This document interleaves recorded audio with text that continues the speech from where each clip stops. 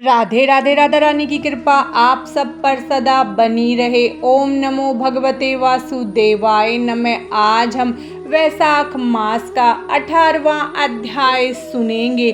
17वें अध्याय में हमने सुना था कि धर्म वर्ण के पितृ अंधकूप में पड़े हुए थे। अब हम आगे की कथा को सुनते हैं। पितरों ने कहा, हम श्रीवत्स गोत्र वाले हैं, पृथ्वी पर हमारी कोई संतान नहीं रह गई है, अतः हम श्राद्ध और पिंड से वंचित है, इसीलिए यहाँ हमें नरक का कष्ट भोगना पड़ता है। संतानहीन दुरा आत्माओं का अंधकूप में पतन होता है।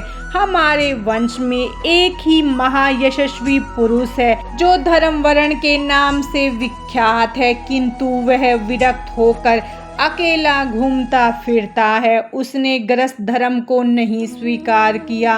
वह एक ही तंतु हमारे कुल में अविष्ट है। उसकी भी आयु क्षीण हो जाने पर हम लोग घोर अंधकूप में गिर पड़ेंगे, जहाँ से फिर निकलना कठिन होगा। इसीलिए तुम पृथ्वी पर जाकर धर्म वर्ण को समझाओ। हम लोग दया के पात्र हैं। हमारे वचनों से उसको यह बताओ कि हमारी वंश रूपा दुर्वा को काल रूपी चूहा प्रतिदिन खा रहा है। कर्म से सारे वंश का नाश हो गया है, एक तुम ही बचे हो। जब तुम भी मर जाओगे तब संतान परंपरा न होने के कारण तुम्हें भी अंधकूप में गिरना पड़ेगा। इसीलिए गृहस्थ धर्म को स्वीकार करके संतान की वृद्धि करो। इससे हमारी और तुम्हारी दोनों की ऊर्ध्व गति होगी। यदि एक भी पुत्र वैशाख माघ अथवा कार्तिक मास में हमारे उद्देश्य से स्नान श्राद्ध और दान करेगा तो उससे हम लोगों की ऊर्ध्व गति होगी और नरक से उद्धार हो जाएगा। यदि एक पुत्र भी भगवान विष्णु का भक्त हो जाए, एक भी एकादशी का व्रत रहने लगे, अथवा यदि एक भी भगवान विष्णु की पाप नाशक कथा का श्रवण करे तो उसकी 100 बीती हुई पीढ़ियों का तथा 100 भावी पीढ़ियों का उद्धार होता है। वे पीढ़ियां पाप से आवर्त होने पर भी नरक का दर्शन नहीं करती। दया और धर्म से रहित उन बहुत से पुत्रों के जन्म से क्या लाभ, जो कुल में उत्पन्न होकर सर्वव्यापी भगवान नारायण की पूजा नहीं करते। इस प्रकार प्रिय वचनों द्वारा धर्म वर्ण को समझाकर तुम उसे विरक्त पूर्ण ब्रह्मचर्य आश्रम से गृहस्थ आश्रम में प्रवेश कराने की सलाह दो। पितरों की यह बात सुनकर धर्म वर्ण अत्यंत विस्मित हुआ और हाथ जोड़कर बोला, मैं ही धर्म वर्ण नाम से विख्यात आपके वंश का दुराग्राही बालक हूँ। यज्ञ में महात्मा नारद जी का यह वचन सुनकर कि कलयुग में प्राय कोई भी रस इंद्रिय शिष्ण इंद्रिय दृढ़ता पूर्वक संयम में नहीं रखता, मैं दुर्जनों की संगति से भयभीत होकर अब तक दूसरे द्वीपों में घूमता रहा। इस कलयुग के 3 चरण बीत गए, अंतिम चरण में भी 3.5 भाग व्यतीत हो चुके हैं। मेरा जन्म व्यर्थ बीता है, क्योंकि जिस कुल में मैंने जन्म लिया उसमें माता पिता के ऋण को भी मैंने नहीं चुकाया। पृथ्वी के भारभूत उस शत्रुतुल्य पुत्र के उत्पन्न होने से क्या लाभ, जो पैदा होकर भगवान विष्णु और देवताओं तथा पितरों की पूजा न करे। मैं आप लोगों की आज्ञा का पालन करूंगा।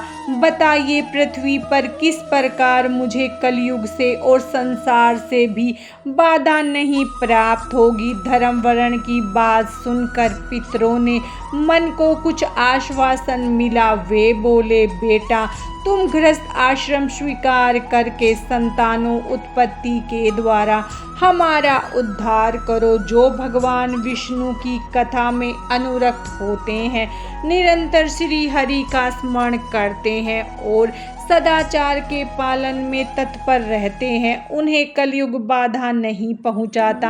आनंद जिसके घर में शालिग्राम शिला अथवा महाभारत की पुस्तक हो, उसे भी कलयुग बाधा नहीं दे सकता। जो वैशाख मास के धर्मों का पालन करता है, माघ स्नान में तत्पर होता है और कार्तिक में दीप देता है, उसे भी कली की बाधा नहीं प्राप्त होती। जो प्रतिदिन महात्मा भगवान विष्णु की पाप नाशक एवं मोक्षदायिनी दिव्य कथा सुनता है, जिसके घर में बलि वैष्णदेव होता है, शुभ कारिणी तुलसी स्थित होती है और जिसके आंगन में उत्तम गौ रहती है, उसे भी कलयुग बाधा नहीं देता। अतः इस पापात्मक युग में भी तुम्हें कोई भय नहीं है। बेटा, शीघ्र पृथ्वी पर जाओ।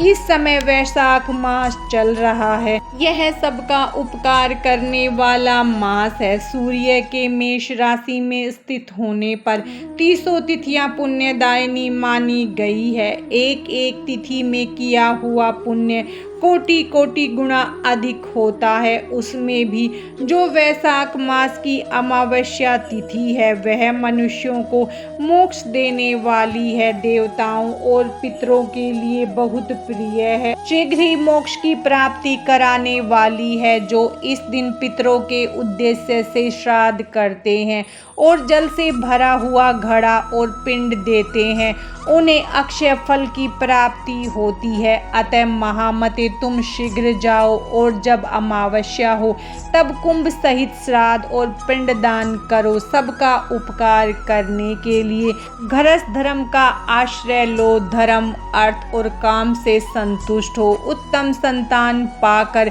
फिर मनोवृत्ति से रहते हुए सुखपूर्वक दीपांतरों में विचरण करो।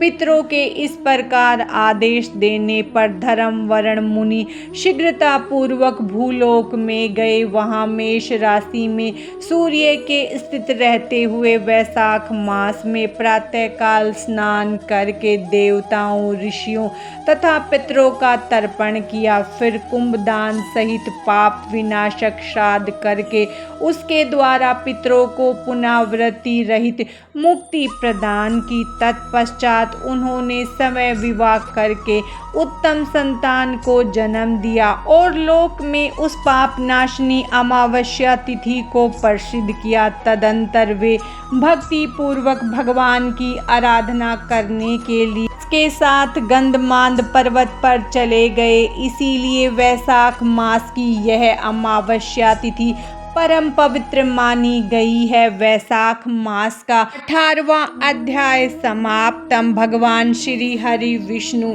और माता लक्ष्मी की कृपा आप सब पर सदा बनी रहे। राधे राधे।